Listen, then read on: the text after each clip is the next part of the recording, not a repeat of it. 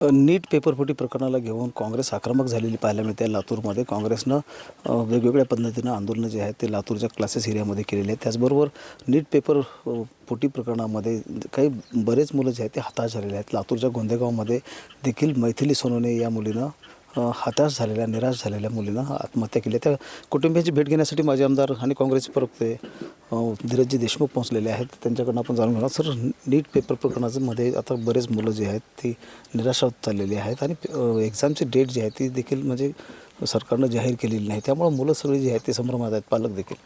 नाही, अतिशय ह्या पेपर फुटीनंतर अनेक घटना आपल्या डोळ्यासमोर येत आहेत. अनेक विद्यार्थ्यांच्या स्वप्नांच्या समोर एक कुऱ्हाड कोसळल्यासारखं त्यांना वाटतं, स्वप्न कोसळल्यासारखे वाटतात आणि सरकारच्या कडून काही ठोस उपाययोजना आणि अशा काळामध्ये सरकारनं विशेषतः शिक्षण विभाग असेल, सरकार असेल, यांनी काहीतरी काउन्सिलिंगचा भाग घेतला पाहिजे की पालक असतील, विद्यार्थी असतील की ज्यांनी परीक्षा दिल्या, त्यांच्यावर हे काही संकट आलेलं आहे, ह्याच्यामधून शिक्षक आणि विद्यार्थ्यांनी पुढं कसं जायचं.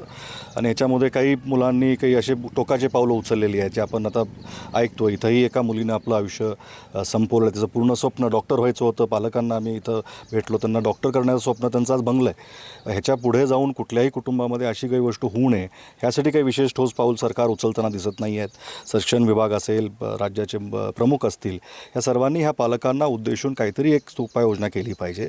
चौकशीचा भाग आहे, चौकशी चालू आहे. चौकशीमध्ये जे दोषी असतील, आमची मागणी हीच आहे की CBIच्या माध्यमातून चौकशी होती, आम्ही ऐकतोय ती फास्ट ट्रॅकनं व्हावी.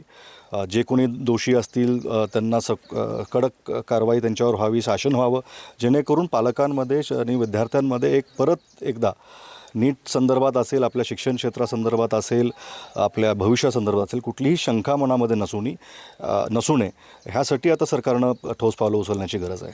काँग्रेसनं आता क्लासेस एरियामधले जे व्यवसाय आहेत ते वाचले पाहिजेत, बचावले पाहिजेत, अशा प्रकारची भूमिका घेतलेली. आज आंदोलन करण्यात आलेलं होतं आणि जिल्हा उद्योग केंद्रानं जी काही नोटीस आहे ती औद्योगिक संस्थेला दिलेल्या इथले व्यवसाय बंद करावेत आणि आता काँग्रेस त्या व्यावसायिकाच्या बाजूनं पुढे येताना दिसते. काँग्रेस हा कुठल्याही व्यावसायिकाच्या बाजूनं नाही आहे.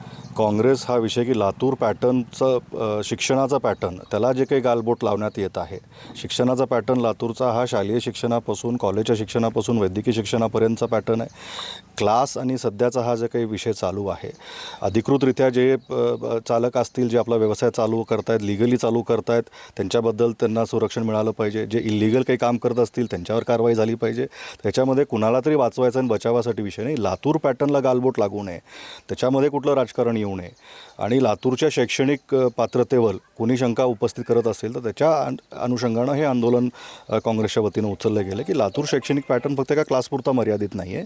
हा एक मोठा विश्व आहे आणि हे गेली अनेक दशकांमध्ये हे निर्माण झालेला पॅटर्न आहे आणि त्याच्यामुळं एखाद्या इन्सिडेंटमुळं त्याला कुठंतरी गालबोट लागेल किंवा काही लोकांनी त्याच्यामध्ये जर काही गैरव्यवहार केले असतील त्यांच्यावर कारवाई व्हावी, त्यांच्यावर शिक्षा व्हावी आणि त्यांनी सरकारने आणि एजन्सीजनं ती चौकशी चालू आहे ती फास्ट ट्रॅक करावी.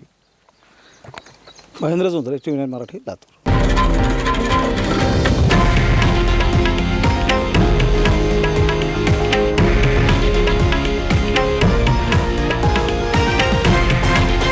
हे आहे देशातील नंबर 1 न्यूज नेटवर्क आणि आपण पाहत आहात TV9 मराठी, एकमेव.